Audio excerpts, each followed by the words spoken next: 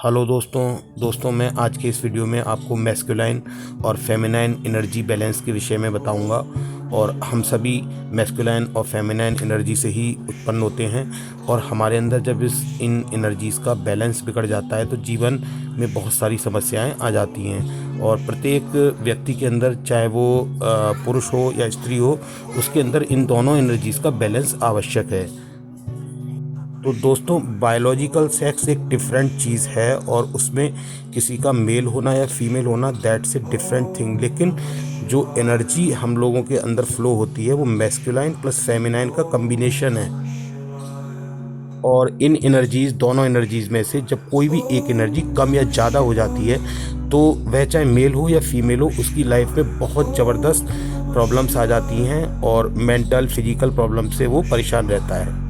तो आइए जानते हैं कि किस तरह से हम अपने अंदर मौजूद इन दोनों एनर्जीज़ को बैलेंस कर सकते हैं। और दोस्तों, प्राचीन चीन में इस विषय पर बहुत गंभीरता से विचार किया गया और मैस्कुलाइन एनर्जी को यांग और फेमिनाइन एनर्जी को यिन नाम दिया गया और इनके कम्बिनेशन के बारे में बताया गया और इस कम्बिनेशन को रखने और इसका बैलेंस बनाए रखने के विषय में प्रेरित किया गया।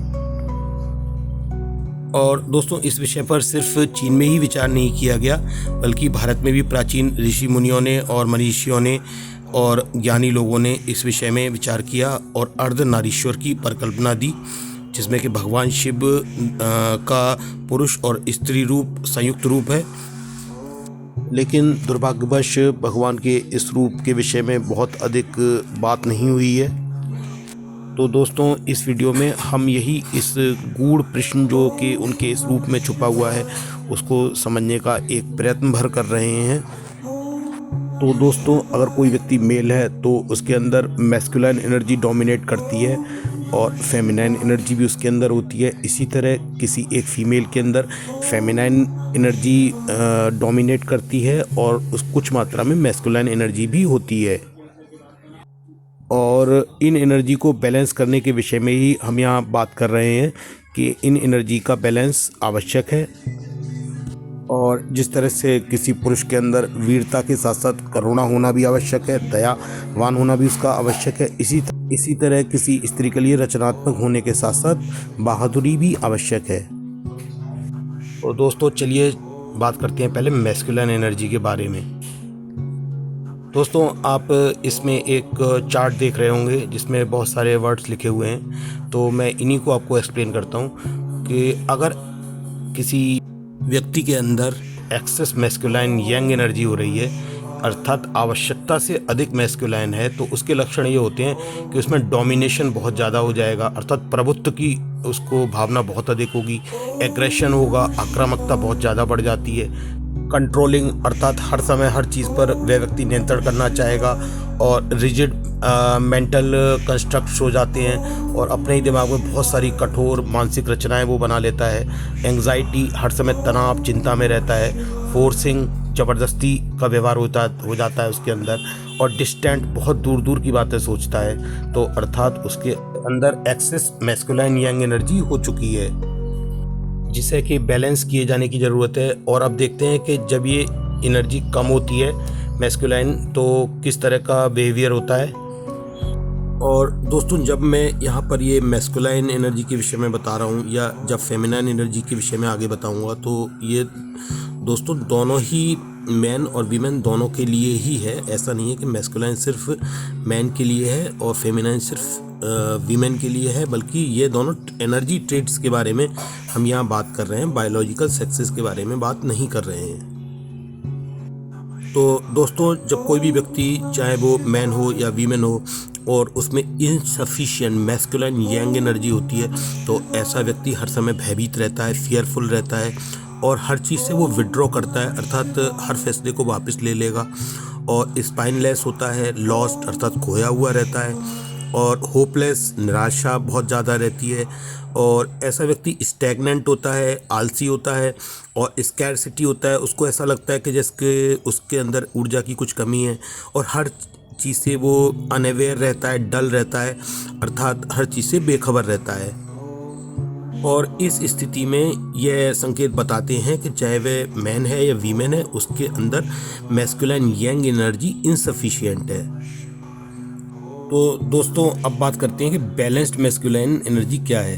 तो ना तो किसी व्यक्ति को डोमिनेशन अर्थात प्रभुत्व में रहना चाहिए, ना ही उसे फियरफुल अर्थात भयभीत रहना चाहिए, बल्कि उसे एक वैलर में अर्थात वीरता की स्थिति में रहना चाहिए।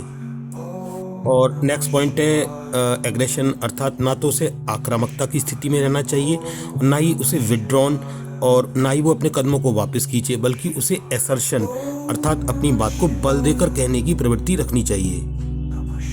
और हर चीज़ को कंट्रोल करने की चाहत भी व्यक्ति के अंदर नहीं होनी चाहिए, और ना ही उसको ऐसा होना चाहिए कि वो बिल्कुल खोया हुआ है और उसको कुछ पता ही नहीं है, बल्कि उसके पास एक डायरेक्शन होना चाहिए।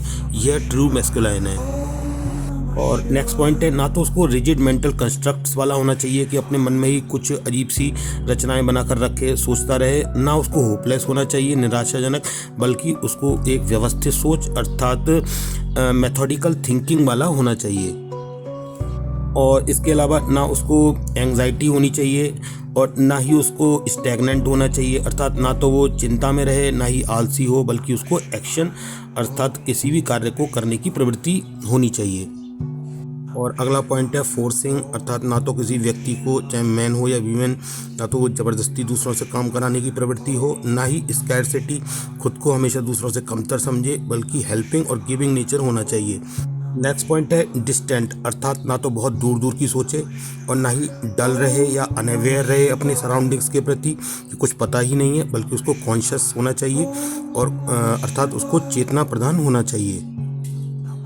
और दोस्तों बात करते हैं कि एक्सेस फेमिनाइन यिन जब होती है किसी व्यक्ति के अंदर, एक्सेस फेमिनाइन एनर्जी, तो उसके अंदर क्या प्रवृत्ति होती है? शहादत की भावना अर्थात मार्टरडम की भावना होती है, डिप्रेशन होता है, उसको अवसाद रहता है, उसको बहुत ज़्यादा स्थान चाहिए होता है, स्पेसी हो जाता है व्यक्ति, कन्फ्यूज़न रहता है उसको हर चीज़ में, स्टैग्नेंट, आलसी हो जाता है, नीडी, हर समय कुछ ना कुछ चाहिए, और येलोइंग, हर समय चार दीवारी में बंद रहेगा या ओवर इमोशनल हो जाएगा। तो ये एक्सेस फेमिनाइन यिन के लक्षण हैं। और दोस्तों अब हम देखते हैं कि इनसफिशिएंट फेमिनाइन यिन अगर है, अर्थात फेमिनाइन यिन एनर्जी ज़रूरत से कम है, तो क्या लक्षण है? तो उस व्यक्ति के अंदर स्मूथरिंग होगी, अर्थात उसको लगेगा कि वो जैसे कुछ भरा हुआ है और ओनली आउटवर्ड टेंडेंसी होती है, और रिजिड हो जाता है, बहुत ज़्यादा सोचने लगता है, ओवर थिंकर हो जाता है, नर्वस रहता है, फ्रिजिड रहता है, एकदम बिल्कुल ठंडा व्यक्तित्व हो जाता है, कोल्ड, और वो एकदम ड्राई उसका और ब्लॉक्ड व्यक्तित्व हो जाता है, और ऐसा व्यक्ति इमोशनलेस भी हो जाता है। और अब हम देखते हैं कि जब ये फेमिनाइन यिन एनर्जी किसी व्यक्ति में बैलेंस्ड होती है, तब क्या उसके कैरेक्टरिस्टिक्स हैं? तब उसके अंदर कंपैशन होता है, करुणा होती है, आत्मनिरीक्षण की भावना, इंट्रोस्पेक्शन होता है, और उसमें हमेशा जीवन के साथ बहने अर्थात फ्लो की प्रवृत्ति होती है, और उसमें विजडम होता है, इंट्यूशन होता है अर्थात बुद्धि होती है, पेशेंस होता है, धैर्य होता है, और ऐसा व्यक्ति दूसरों के विचारों को भी ग्रहण करता है, रिसेप्टिव होता है, और इसके अलावा क्रिएटिविटी, रचनात्मकता होती है उसके अंदर, और ऐसा व्यक्ति संतुलित मात्रा में इमोशनल भी होता है। तो ये बैलेंस फेमिनाइन की कैरेक्टरिस्टिक्स हैं। तो दोस्तों हमारे व्यक्तित्व के बहुत सारे लक्षणों के लिए ये मैस्कुलाइन और फेमिनाइन एनर्जी ही जिम्मेदार हैं, और इन एनर्जीज़ को बैलेंस करके अर्थात हर व्यक्ति, चाहे वो पुरुष है या स्त्री, वो इन लक्षणों के आधार पर कि उसको कैसे लक्षण है, अपनी एनर्जी को बैलेंस्ड स्टेट में ला सकता है। और दोस्तों बैलेंस्ड मैस्कुलाइन और फेमिनाइन का होना किसी व्यक्ति के अंदर बहुत आवश्यक है। और जैसा कि मैंने बार बार बताया कि बैलेंस मैस्कुलाइन सिर्फ मेल्स के लिए नहीं है, बल्कि फीमेल के अंदर भी बैलेंस मैस्कुलाइन होना चाहिए। और इसी तरह से एक पुरुष के अंदर भी बैलेंस फेमिनाइन कैरेक्टरिस्टिक्स का होना आवश्यक है।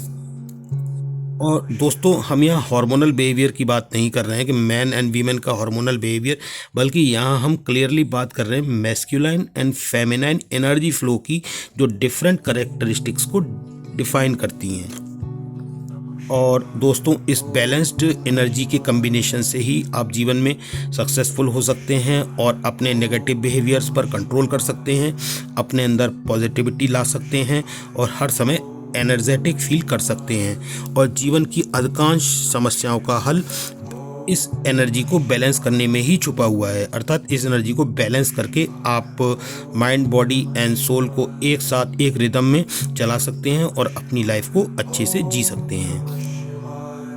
और दोस्तों, जैसा कि मैंने बार बार बताया, किसी भी मैन या वीमेन, किसी भी व्यक्ति के लिए बैलेंस्ड मैस्कुलाइन और बैलेंस्ड फेमिनाइन दोनों का कम्बिनेशन आवश्यक है। और अगर किसी मैन के अंदर बैलेंस मैस्कुलाइन के साथ साथ बैलेंस फेमिनाइन भी है, तो इसका मतलब ये नहीं है कि वह कोई फीमेल बन जाएगा। ना ही फीमेल के साथ ऐसा है कि अगर बैलेंस फेमिनाइन के साथ उसके अंदर बैलेंस मैस्कुलाइन है तो वो मैन बन जाएगी, बल्कि ये यहाँ हम, जैसा मैंने बार बार बताया, एनर्जी फ्लो और डिफरेंट जो करेक्टरिस्टिक्स हैं उसके बारे में बात कर रहे हैं। एनर्जी फ्लो के विषय में बात कर रहे हैं कि किस तरह से हम अपनी इन दोनों एनर्जीज़ को बैलेंस करके जीवन में आगे बढ़ सकते हैं।